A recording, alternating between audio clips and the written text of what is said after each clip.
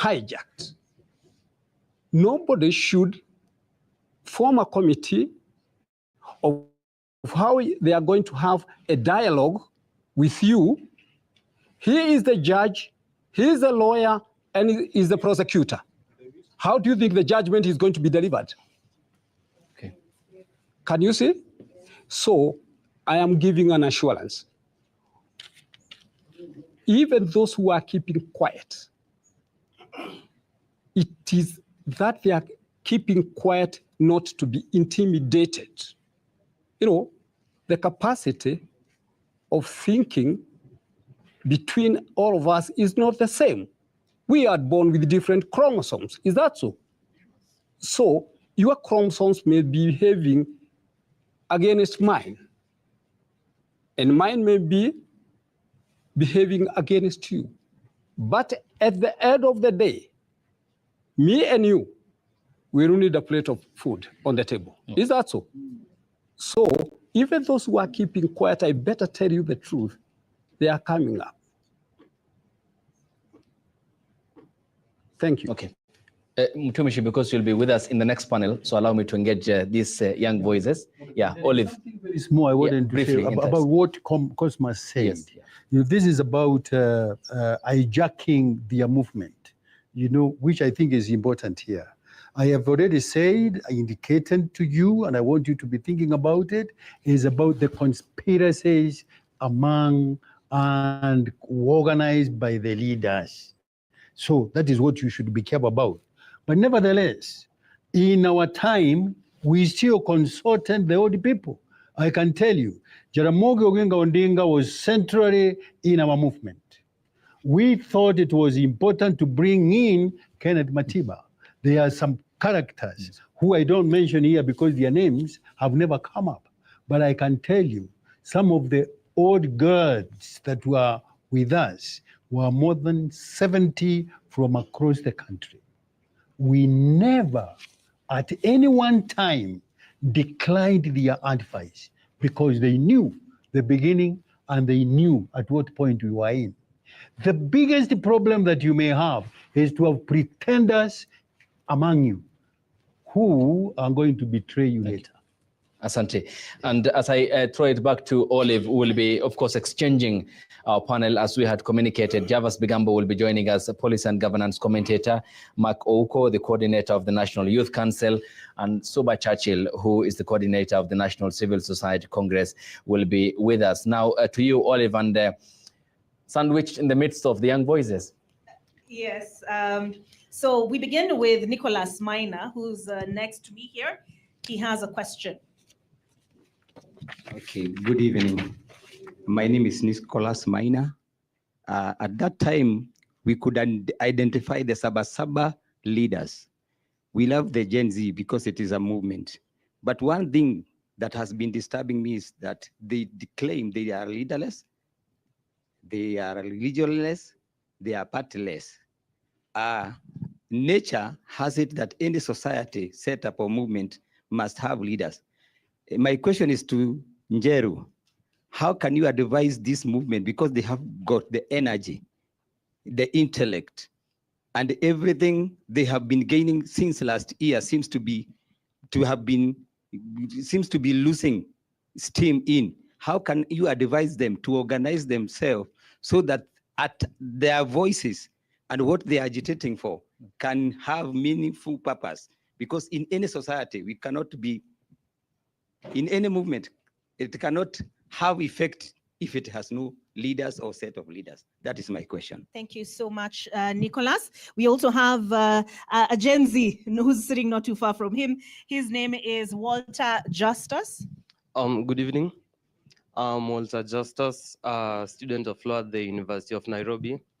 And as one of you said, on a scale of 1 to 10, it was an 8 based on the succession of the 9 of the Saba Saba protests. And there are many ways to skin our cat. The current generation, it has protested on various social media platforms. It has gone on TikTok, on X Spaces, Instagram, and I've even seen some of the Kenyans who are abroad. they have gone to the streets and they have protested there. Your Saba Saba was a success, and we have tried everything. Last year, we went to the streets. There was no change, and even if there was change, it was very minimal. There was very minimal change. This year, the people have gone to the streets. Still, there's no change.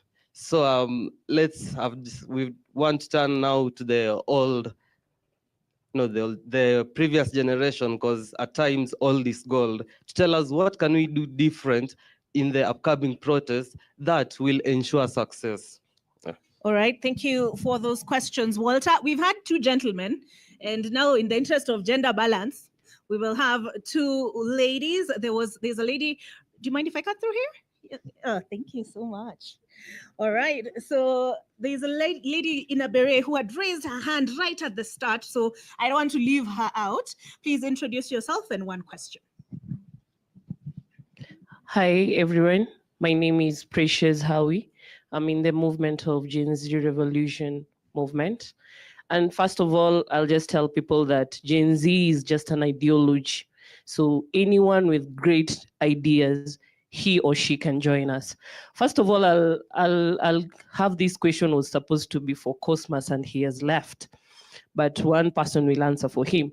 He has been telling us that Raila has not been doing protest for Saba Saba, and we have been there since that time. I think so during Saba Saba, Raila could have stayed somewhere, us come out, and then we wait him come. But the difference between Gen Z's and Raila's demonstration, we come, we fight together. The unity for the Gen Z's and the unity for the former's demonstration is different. So I'll urge them to tell them that we are fighting for this cause.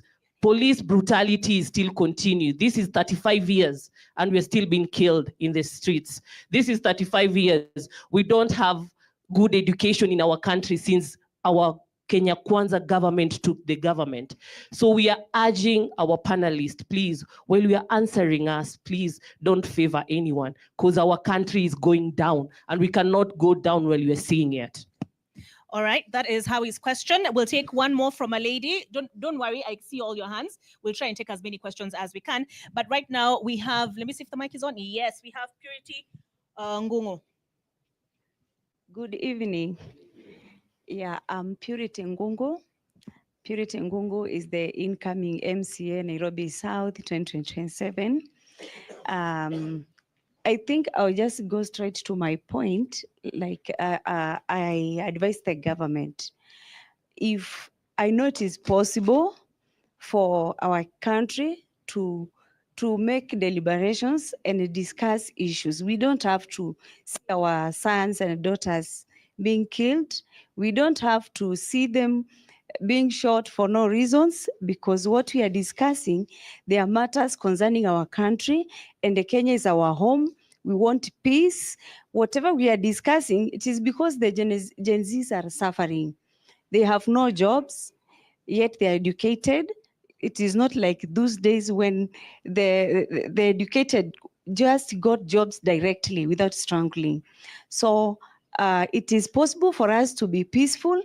So I request them to have at least a moment and discuss and listen to our views and know why we are going to the streets. It is not because we want the bloodshed, but we want peace. We want our issues heard. We want to get the jobs. Right, Thank you. Purity, I'm right here behind you. So because, if you'll allow me, Ayub, because Purity's was more of an observation or a plea, allow me to move one more lady.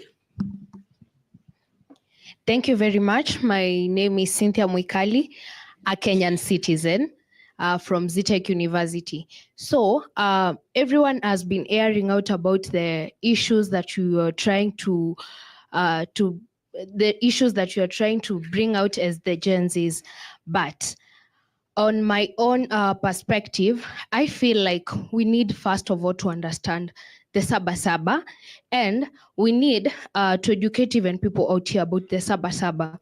So how will we try to bring it out to our citizens, my fellow Kenyan citizens, that Saba Saba, it's not all about airing out our issues, but trying to finish the business that was unfinished. As our honorable or our good leader, Mr. Njeru, said, to him, Saba Saba, it's mourning. It brings sadness to him. So, my direct question is, for the Gen Zs, do you think that they should be joining in mourning the people who also passed during the other protest, or should they be airing out the issues that they are oppressing them to bring a better change? Thank you. Ayub, do you want to take those ones first, or can I Yes, take some questions? 5, Olive, and then you'll be coming to the two front row seats. Then Okay. we can take All right. other 4 Ayub questions. has Yeah. committed for me, and I will do so. Yes, yeah, sure, she will come. Mutumishi, you have 2, but allow me to also make an introduction of the changes that we have made to the new panelists. Javas Bigambo, Police and Governance Commentator, thanks for your time. And Suba Churchill is the coordinator of the National Civil Society Congress. Gentlemen, thanks for your time. Before you respond to that, Njeru Gadangu, Javas, there is a point by Precious of the identification of political personalities to protest. For example, what the former Prime Minister spoke about. Has that been effectively diluted by how this generation woke up and responded to some of the governance calls? Well, thank you, Ayub, and I'm happy to be here tonight. I've been following the discussions and the questions that have been raised by, I think, was it Purity, as well as Mwikali. And I think tying that to what Honorable Raila Odinga has spoken to, and the issue of the interlink between these generations that have lived their times apart. There's the generation of the Saba Saba, and now the Gen Z. I would say that there are interlinks, but we also have got contradictions or contrasts in terms of objectives, interests, and goals. Now, she's talked about the issues of jobs, and let me put it into context, because tonight we're sitting at the intersection of history, the history of the past and what is happening today. I contextualize it in terms of social and political movements. Saba Saba was a political movement to try and introduce and entrench multipartyism. Today, the Gen Z from last year, 2024, it is a socio-political movement that is being driven with the interest of accountability, jobs, good governance, all these ideals that are in Article 10, Sub-Article 2 of the Constitution. But we have got some misses there. For instance, and I like being practical and real. Today, when we look at what has happened now and what happened during the time of Mheshimiwa here, when they were pushing for multipartyism during the KANU era, and she said they want to understand the issues to do with the Saba Saba, it was to ensure that the one-party state that was oppressive opens up the spaces to accommodate other leaders who could not find a home within KANU that was ostracizing or constricting political participation. But there was no push, for instance, to throw out Moi at the time, for instance. They were not pushing for jobs. They were pushing for multipartyism. And that multipartyism has made this country better, as a matter of fact. Today, what the Gen Z are doing, they're doing a good job when they say that they want accountability, they want transparency, they want jobs. But I think the contrasts here could be the methodology. Because as the Saba Saba leaders at the time, and they had leaders, the contrast here, for instance, then Gen Z have said that they don't have non-leaders. Second contrast is that the aspect or similarity, first of all, is the aspect of violence.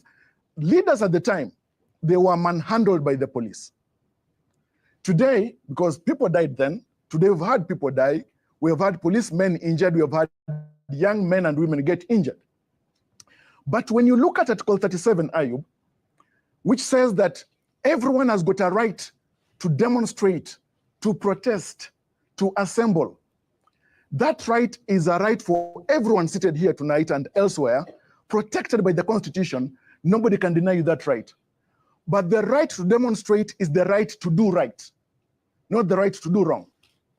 And as citizens and as Kenyans, we can then get to a point of agreeing or disagreeing. That as a matter of fact, as we assemble, picket, protest, demonstrate to do right, with the benefit of retrospect of what happened 1.5 weeks ago, when an assembly or a demonstration is not peaceable, when people are armed by rungus, for instance, when people are armed by pelvic weapons, where women are raped when they're coming to demonstrate, because today I sit here feeling ashamed and feeling like crying because my sisters, my aunts, a few of them were raped a week and a half ago when they came to demonstrate.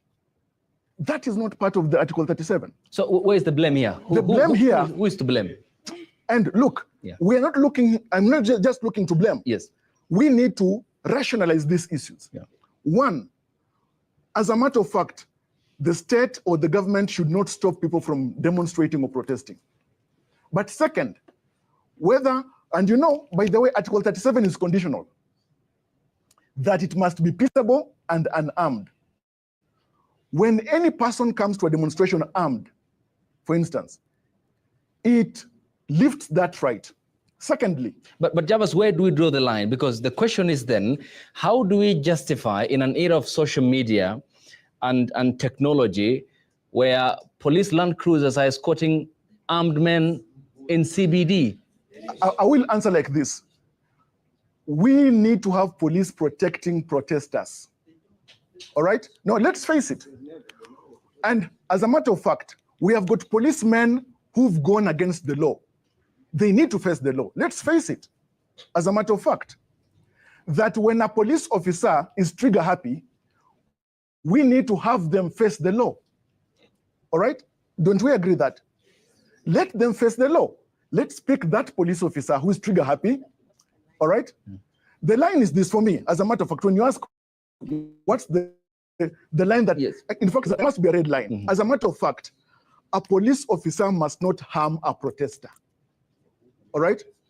Secondly, a protester should not come to a protest armed in any way, whether carrying a rungu, whether carrying a sword, or even those that are coming with the intention of raping. Women must be protected, protesters must be protected. All right? So that's why I look at it. Okay. Suba, coming to you. Yes. Walter Justus from the University of Nairobi School of Law pointed out the achievements as illustrated here by Mtumishi and the others who lived the moment as 8 out of 10. But he says there's minimal change achieved by this.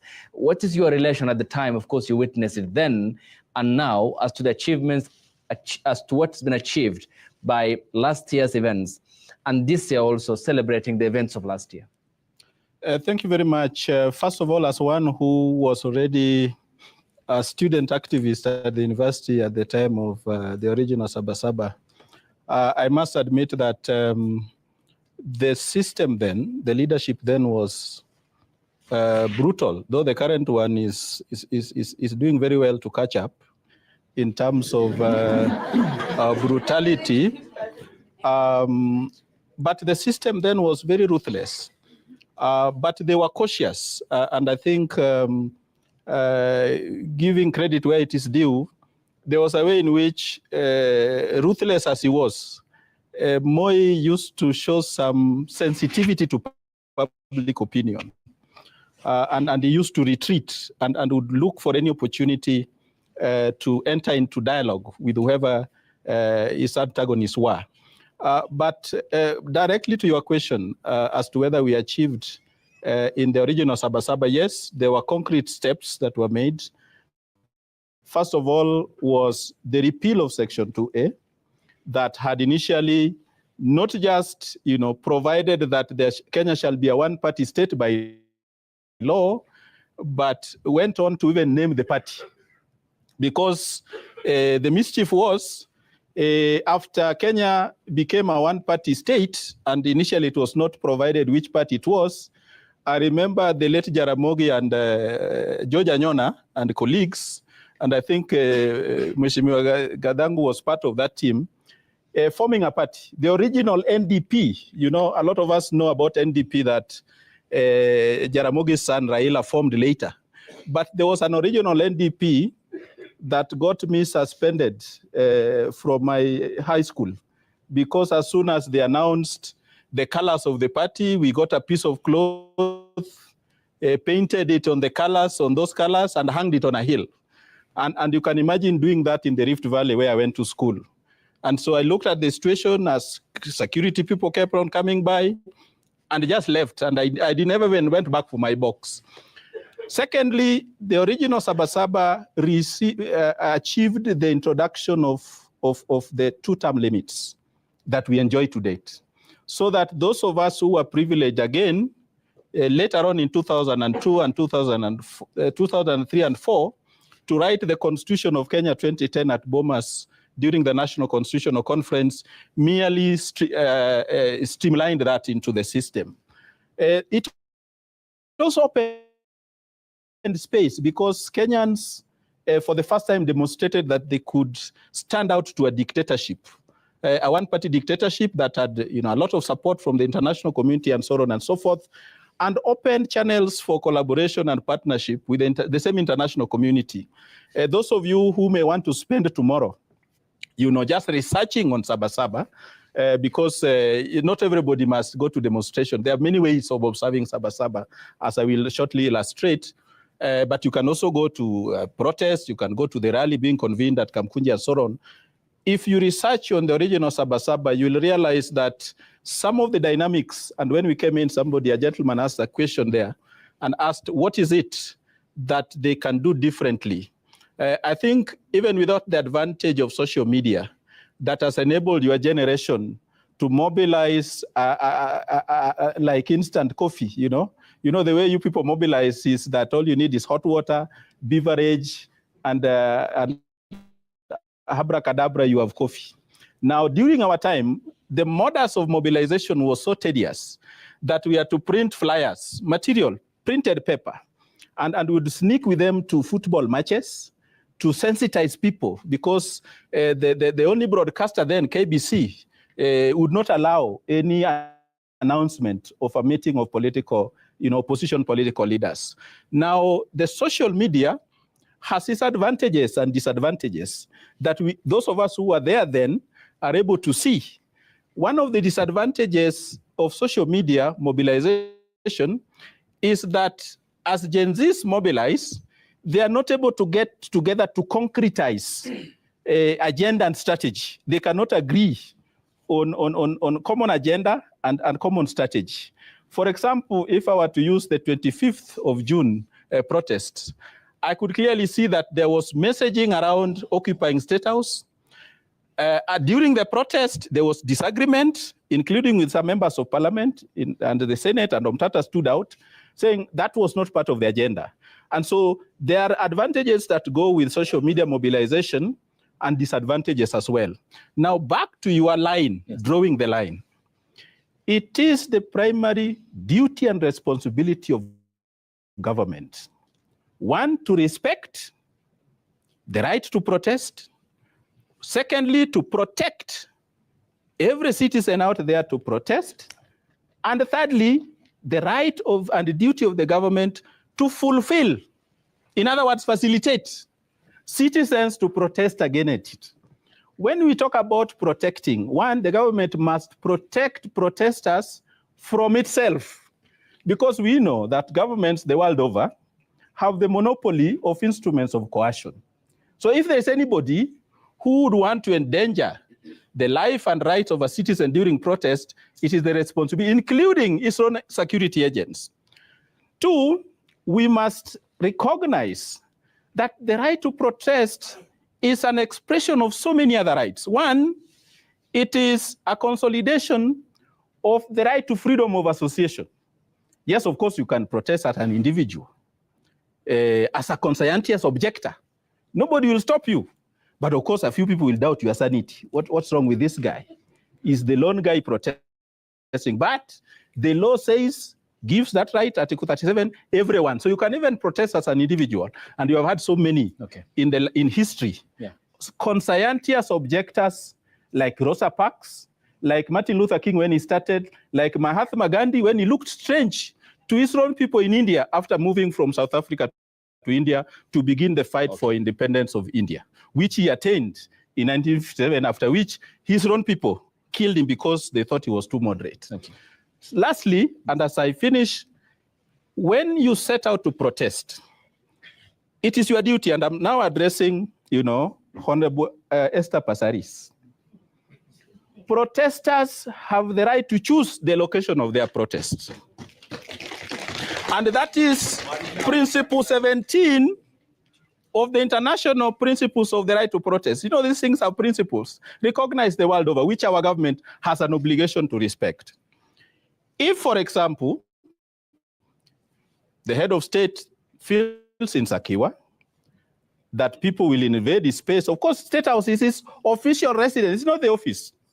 He can, for example, say, ladies and gentlemen of Gen Zs, I'm ready to receive your petition at Harambee House. That's the office. Unfortunately, since our current president took over office, I do not remember even any traffic snarl-up where he has been caught up in heading to Harambee House.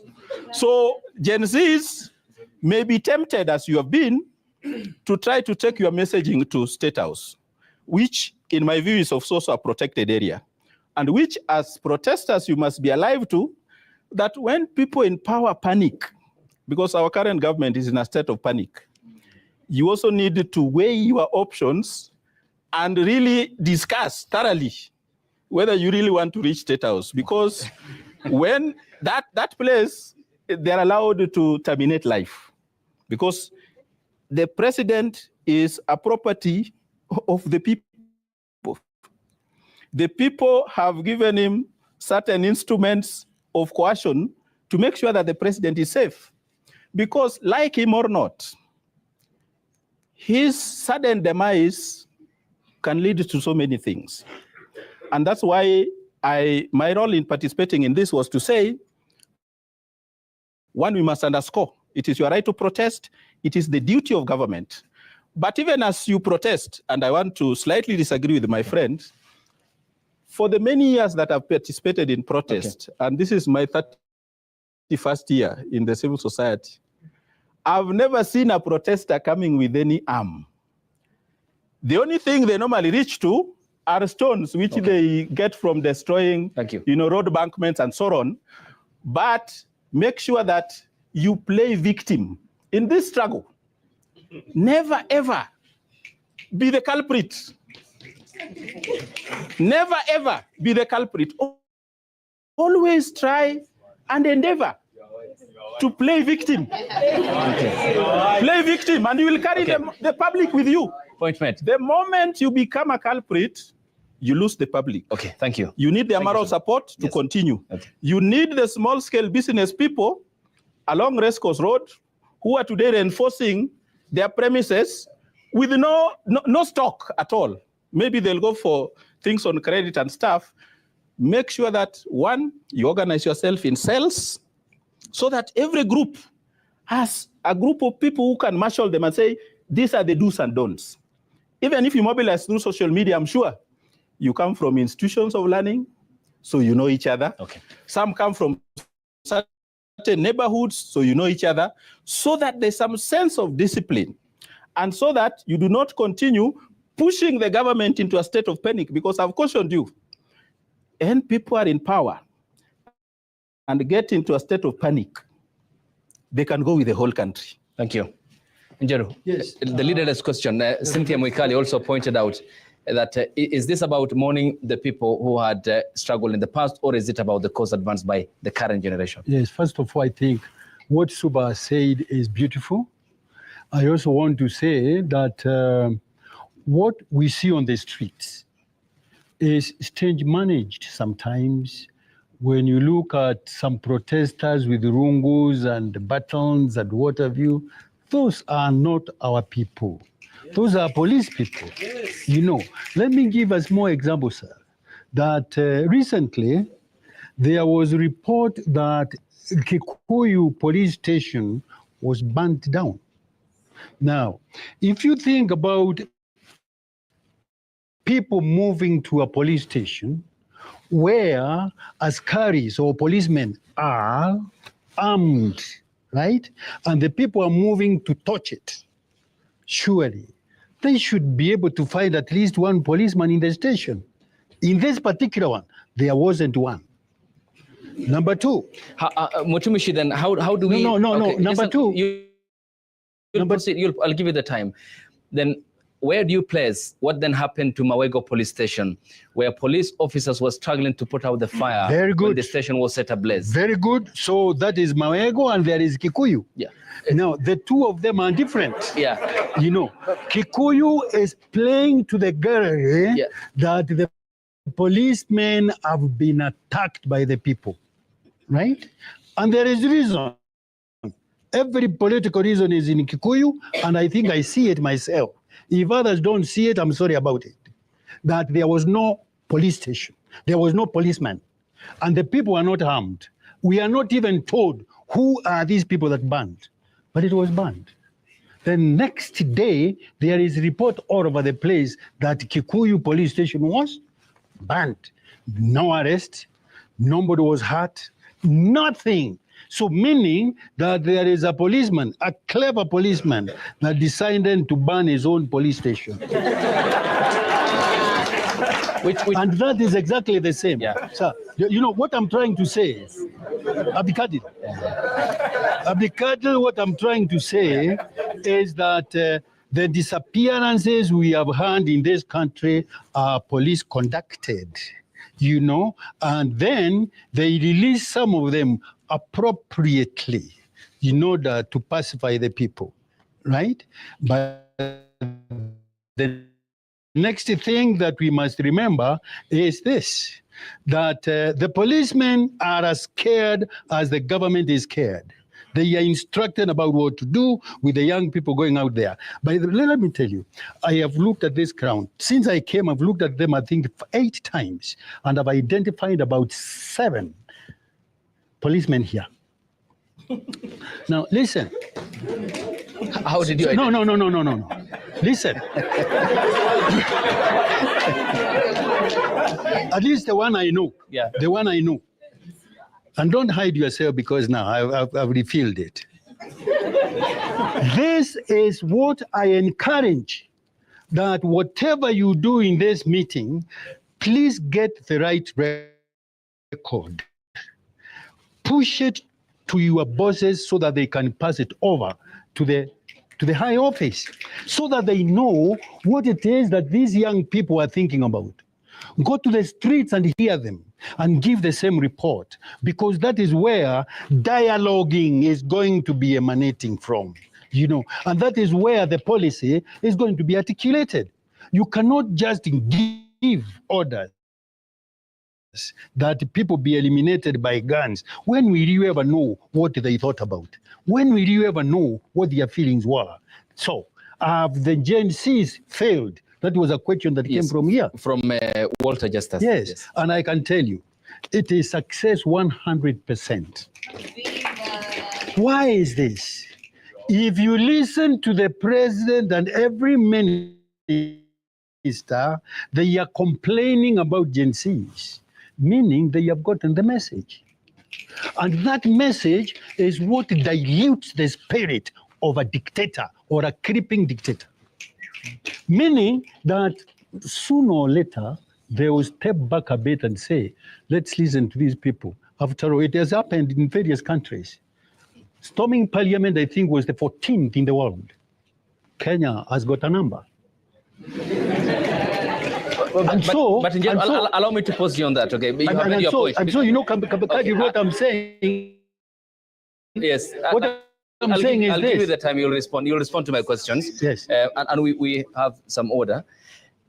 You talked about the storming of parliament, because it brings me back to the point of, again, what happened to Mawego police station. Correct. We have talked about the debate on having a sane country governed by the rule of law and respect for institutions. Yes.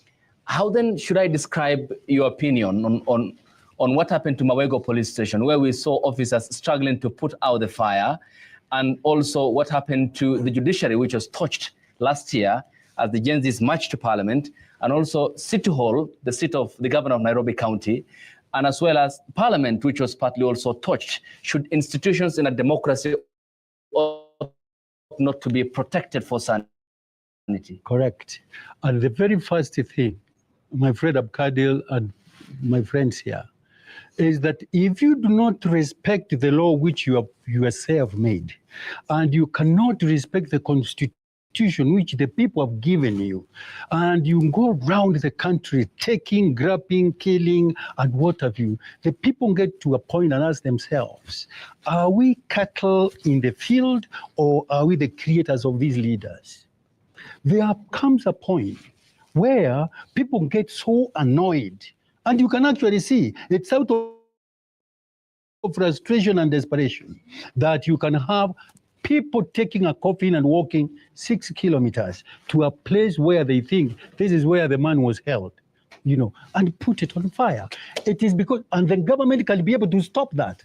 They can stop it because now they can see the power, the authority, the energy, the annoyance, and therefore the hopelessness the people are got into, and change the situation. What I was saying is this. Yes, Suba, I'll come to you. I'll allow us again. What I was saying is yes, this, please, that therefore Gen Z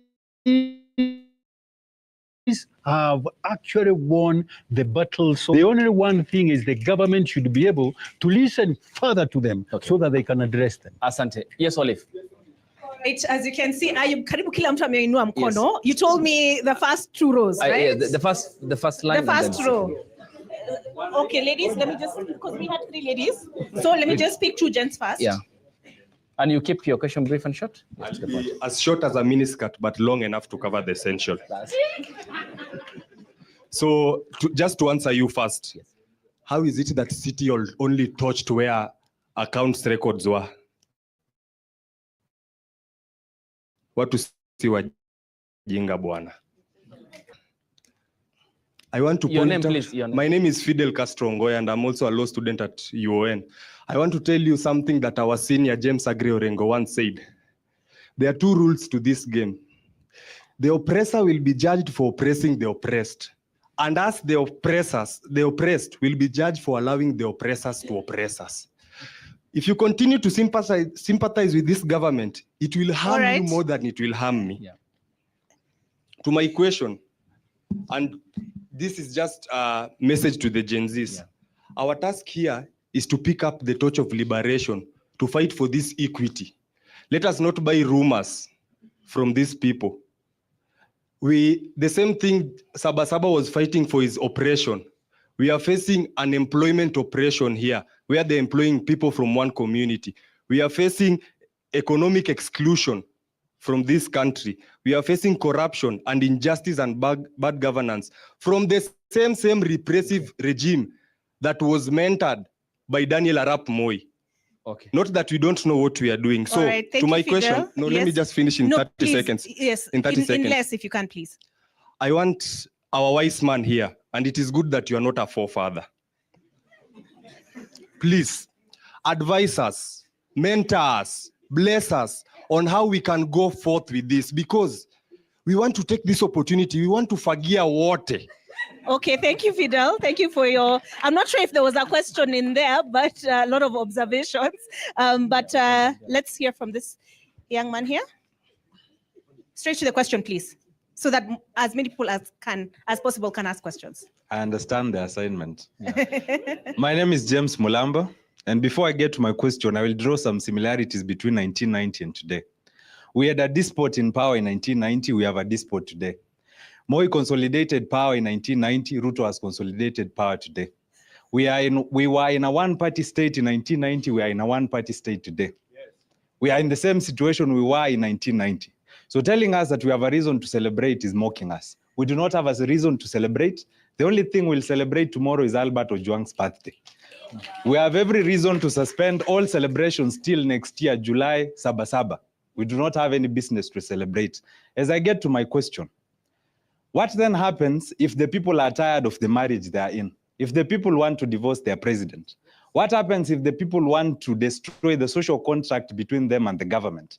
Do we then invoke Article 1 and say that we, the people, want to impeach the president, that we, the people, want to recall the president, and that we want to tell President William Ruto to resign as early as tonight before he gets tomorrow? My question is, yes, are we allowed to invoke Article 1 and impeach the president? Okay. All right.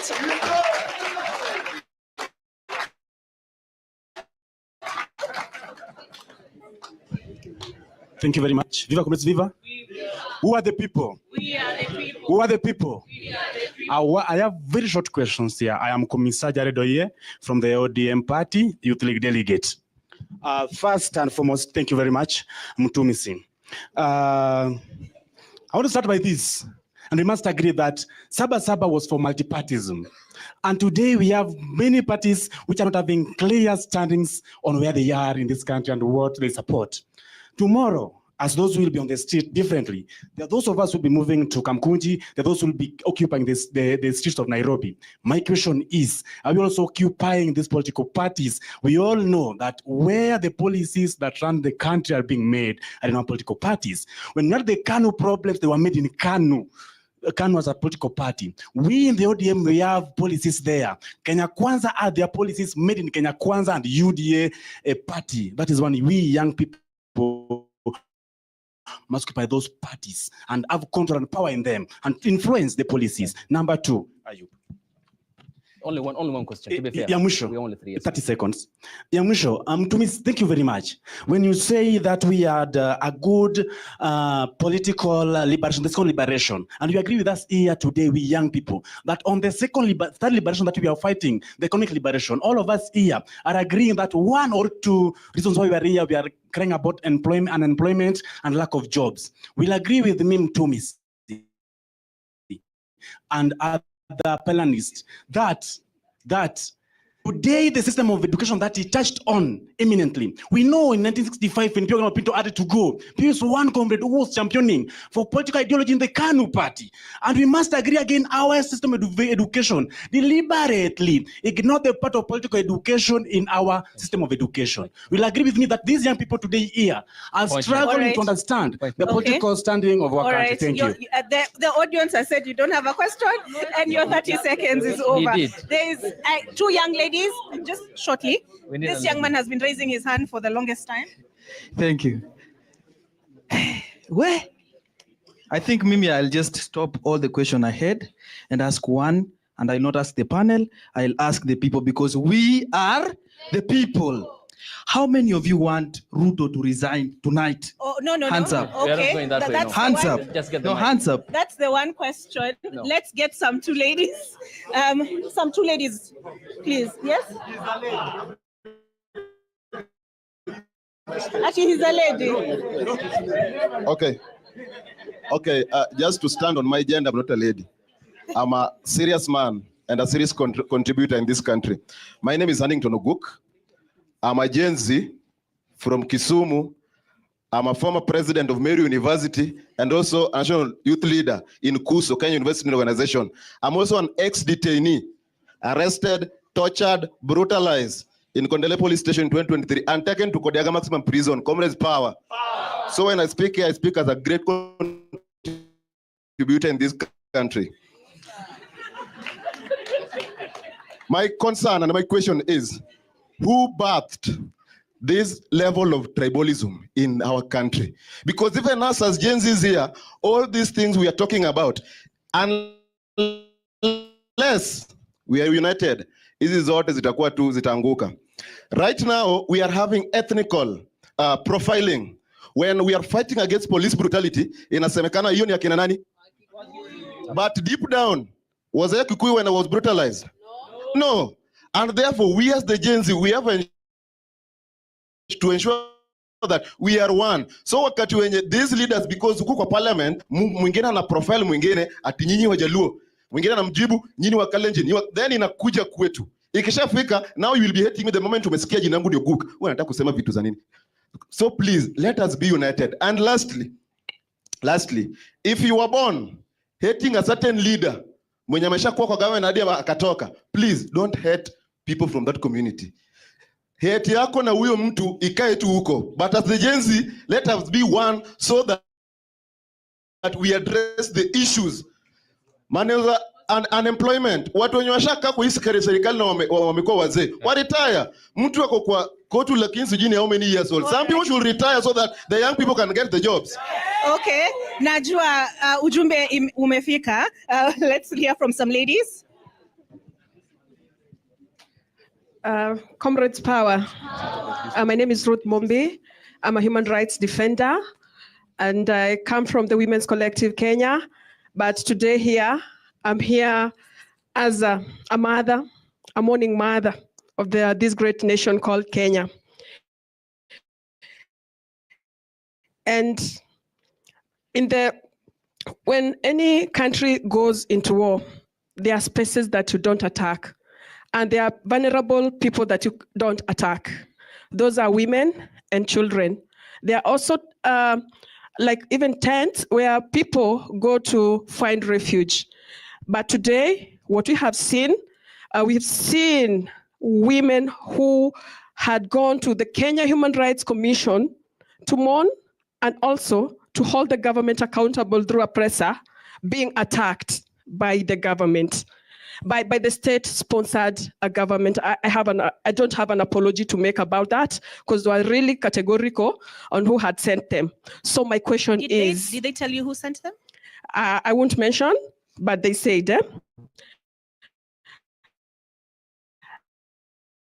And my question goes to the 3 panels.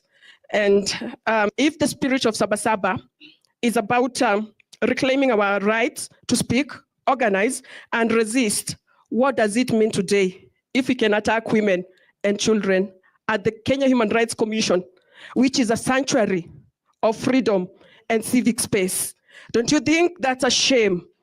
50 plus years of independence and 15 years of our new constitution. Don't you think that we are going a very dangerous road?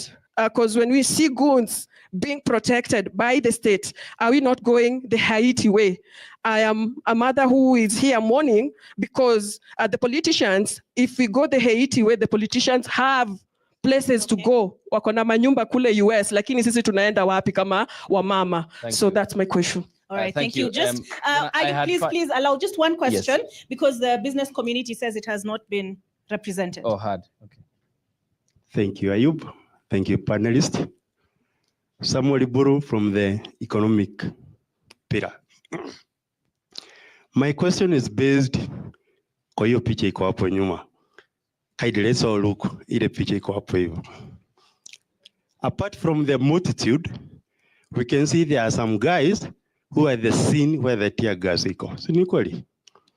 Wenye tunajua Kamukoji vizuri, I guess ni around hizi stores ziko next kwa uwanja. Si ni kweli? Hizo stores ziko next kwa uwanja is a business community. Leo hii kuna mtu hata wale kwa online ama kwa TV wanaona ile picha, anaangalia hivi anaona kesho this will be a duplication of the last event. The crowds neighborhood is Kikoba Market. We have the Juakali sector. Here along Anesalashi Avenue yote. Kwa hivyo kesho ni kumaanisha kuna biashara itafanyika kesho. In all this discussion, from the political aspect, from the policy aspect, where is the MSME in this regard?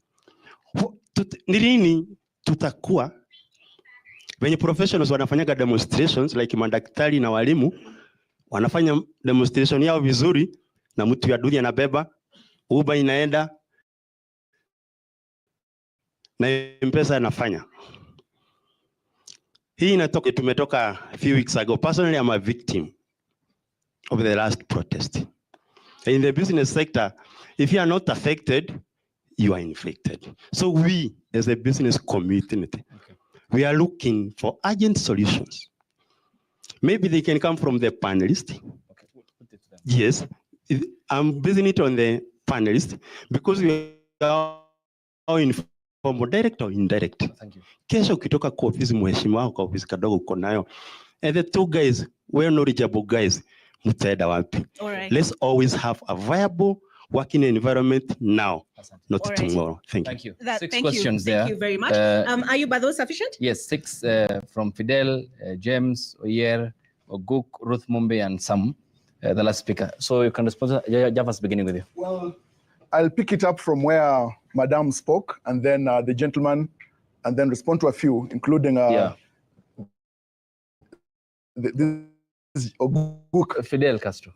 Fidel Castro. Yeah. Now, she said that we are likely headed in the wrong direction. As a country, I think, if we look at it objectively, we need to say that we need to reason together. As citizens and as leaders, we need to reason together.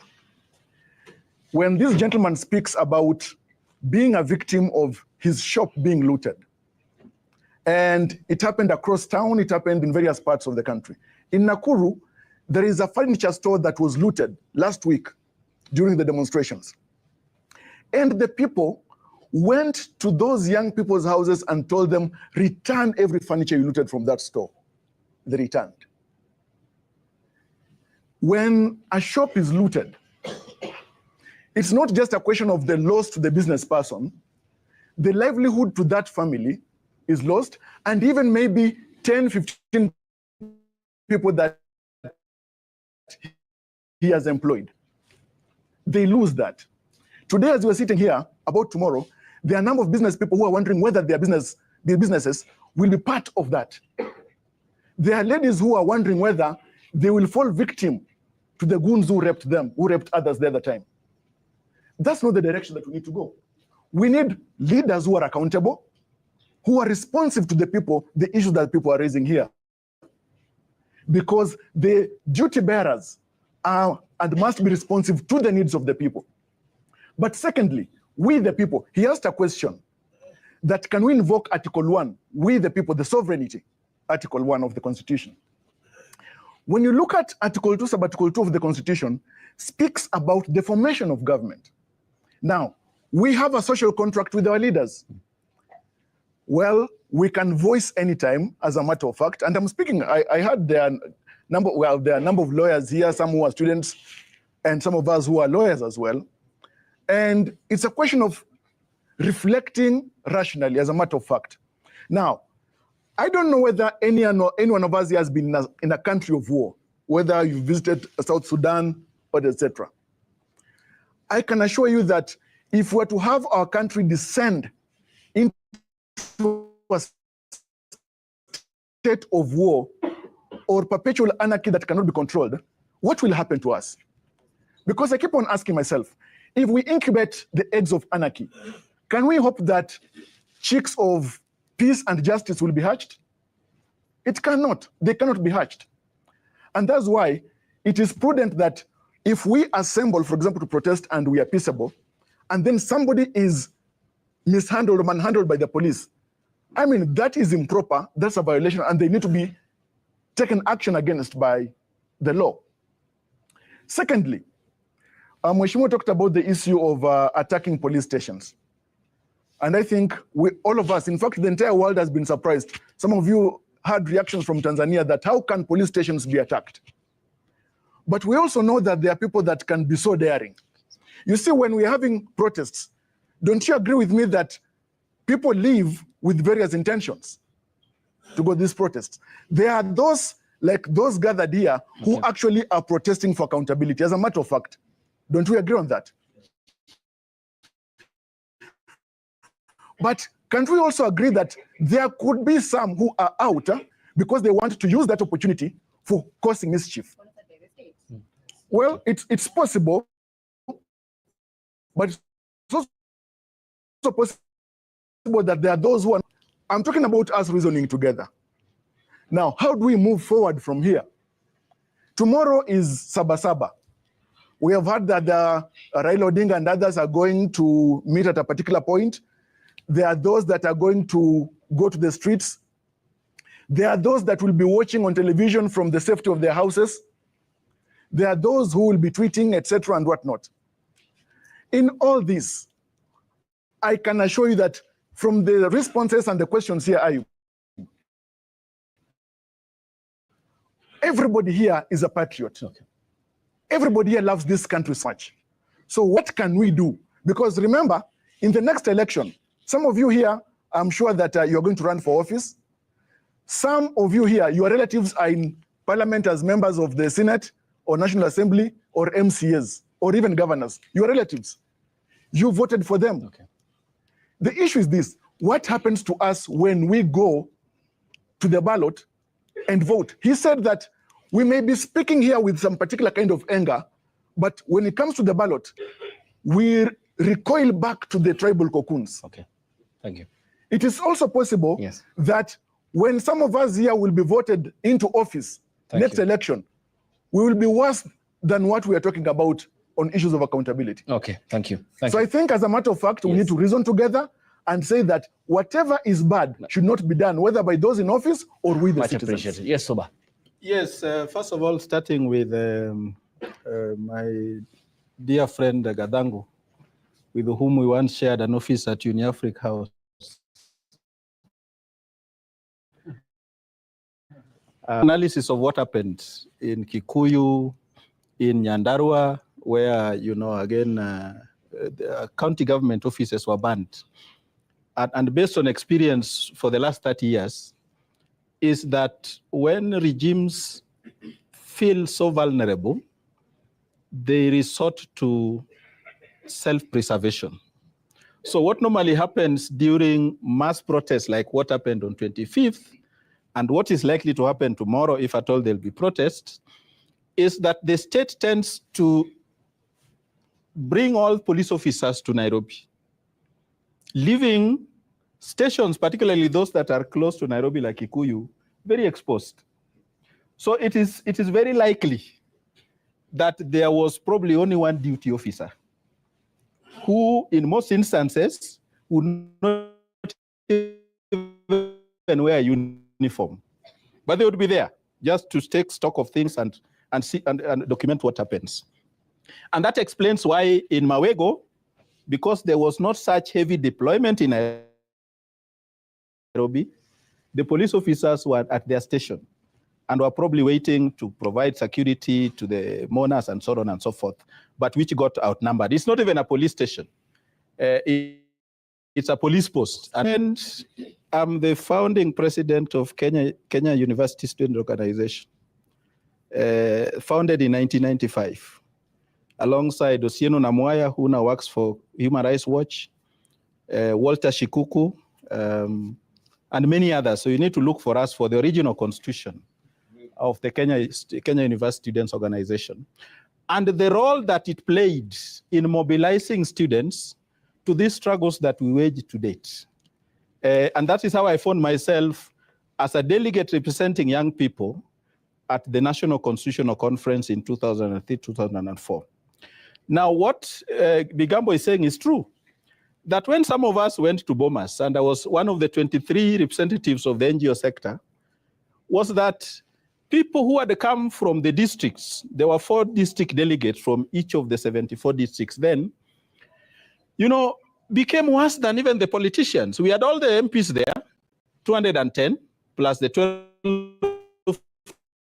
nominated, 222. But every time we got an opportunity to contribute, people would raise up hand, and it was always district delegates. A lot of them nominated by county councils and municipal councils.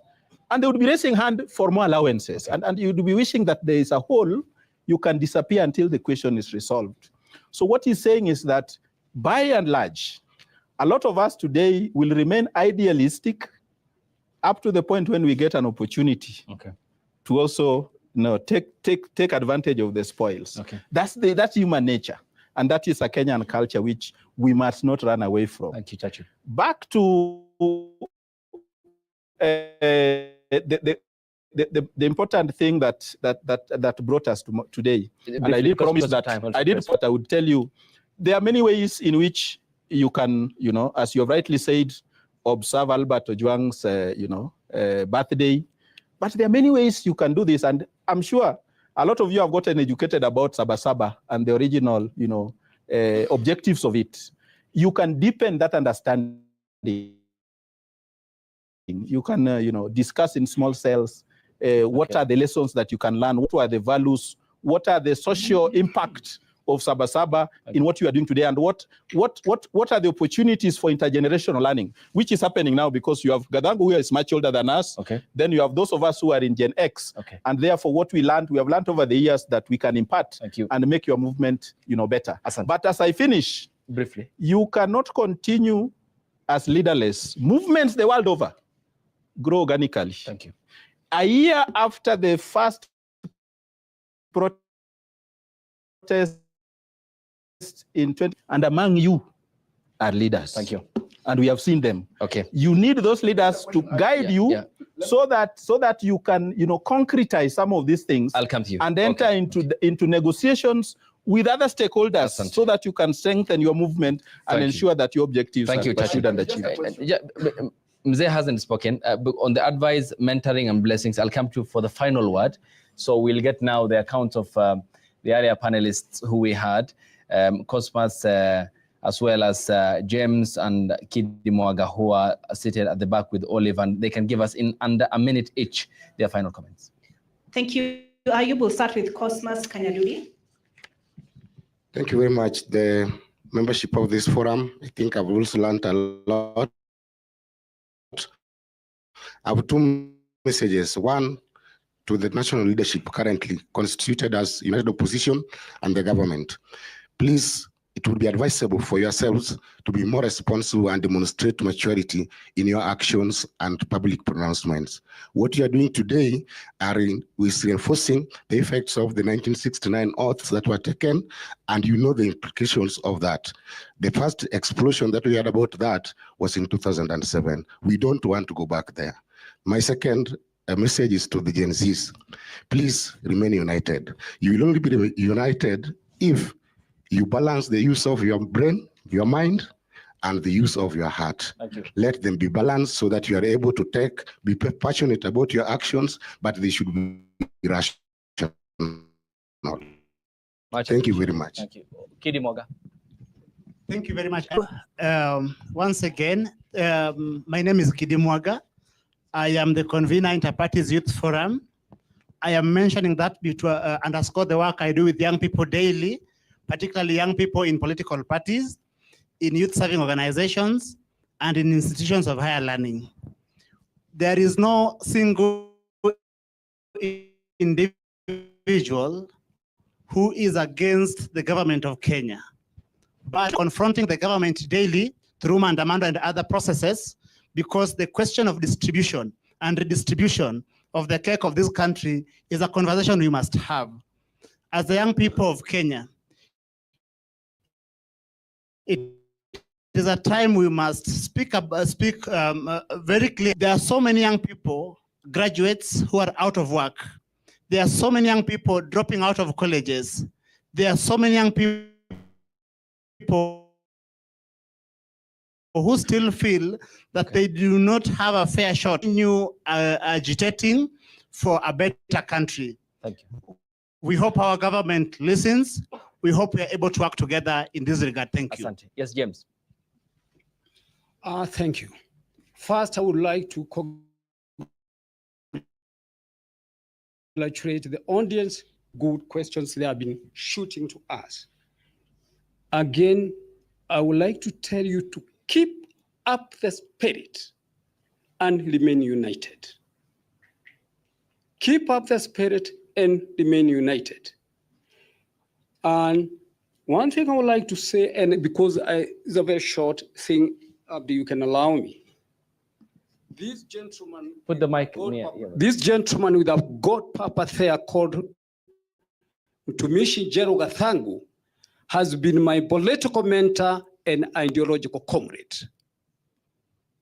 He's the one who has taught me all those things. Thank you. The last is congratulations to our vicar, the guy with the collar. Because you not be having a lot of work uniting these people, because what they are fearing is to marry, but not death. Thank you. Asante. Keep up the spirit and don't fail. Thank you. Mtumishi, there was a call for advice, mentorship, blessings. From Fidel pointed out here, and this is the final word, of course. Yeah, thank you very much. First of all, the man that has spoken, that is Maina. Maina is the missing driver who went missing when we were arrested on the 11th of July, 1990. George Anyona, Edward Oyugi, Ngodwa Kariuki, and myself. He thinned out somehow in through a group of policemen who had escorted the Cicero president to the Embakasi, and they came to Dagoretti Corner for enjoying some meat. And so he escaped through that. But to say this, that my friends, you are in your age and generation, remember the challenge of leading this country tomorrow lies on your hands. That's number one. What my friend is saying here is not a challenge to you, it's a challenge to the government.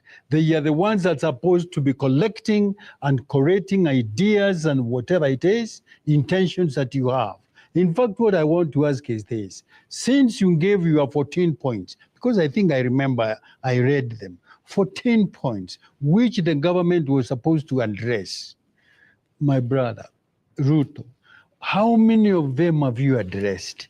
If you have not, you have time to do it now. You know, call them, discuss. And to follow up on what Saba said, there is no movement or group that does not have a leader.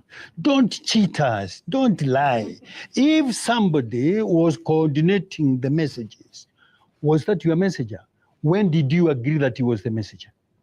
Number two, people who always give statements about Gen Zs, who are they? Were they your leaders, were they not? What I'm trying to say is this. You are going to lose a lot of your people because you don't have a leadership.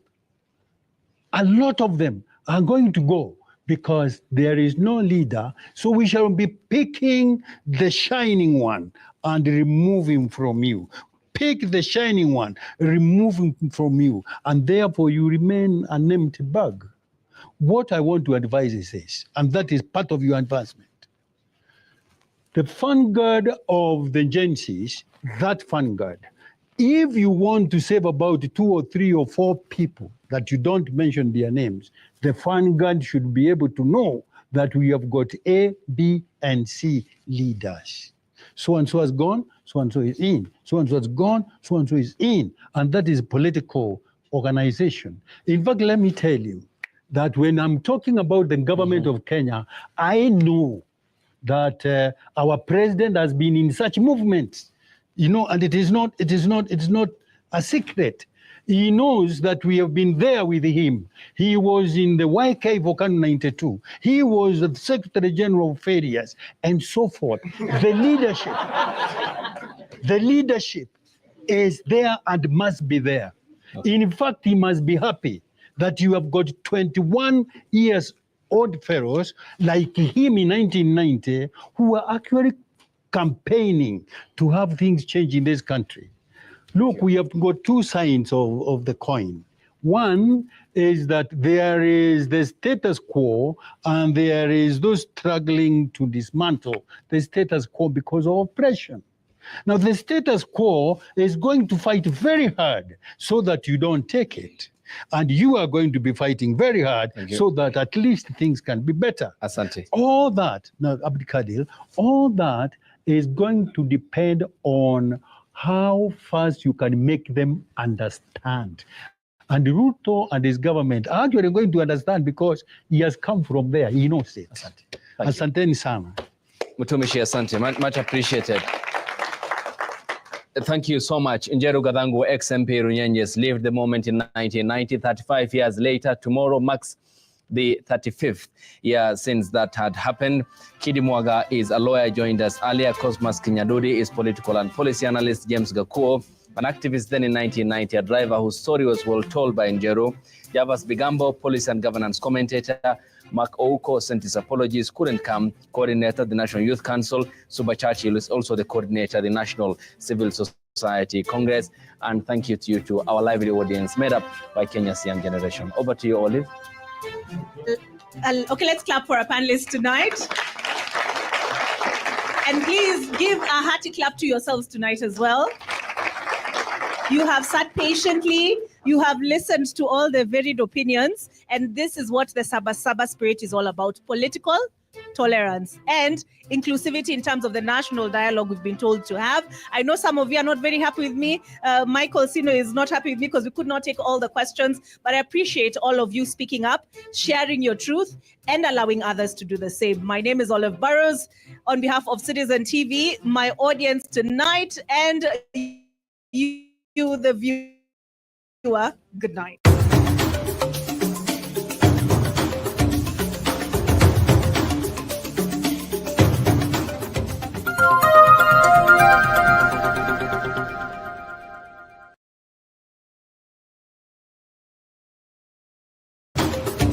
Are you looking for video live streaming services? You want your church services to be on air? You do not know where to market your goods and services? At Sound Candy Talk, we deliver the best live stream services for your events, product and service launches, conferences, weddings, and lives. Reach on us today.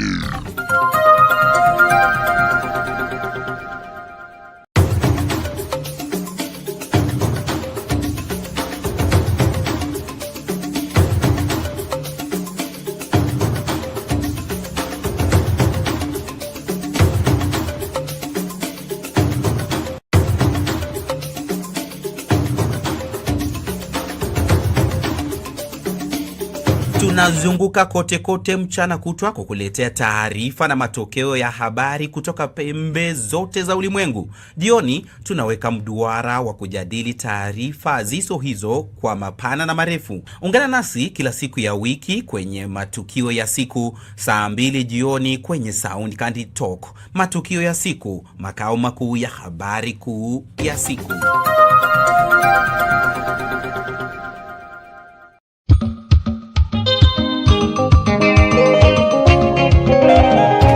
Wa Mungu, Bwana Yesu asifiwe.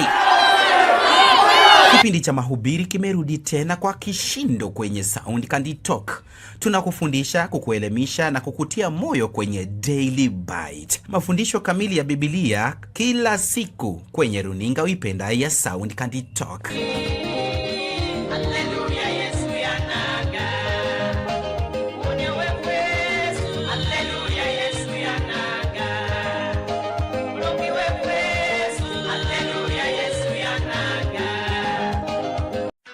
You've dreamed about the perfect wedding, the dress, the vows, the happily ever after. But let's ask the most important question. Before you say I do, are you truly ready for the lifelong commitment that comes after the honeymoon period fades? Bernard Ngozzi's groundbreaking ebook, Are You Marriage Ready?, is the ultimate guide to building a successful, lasting marriage. This isn't just another relationship book, it's a heart-to-heart conversation that prepares you for one of life's biggest decisions, getting married. Are you choosing love or just infatuation? Are you building a marriage or just planning a wedding day? Reading this book was a game changer. I realized I wasn't as ready as I thought, but now I'm on the right path. Don't wait until it's too late. Invest in your future. Download Are You Marriage Ready today. Link in the description below. Your future spouse deserves the best. Are you ready?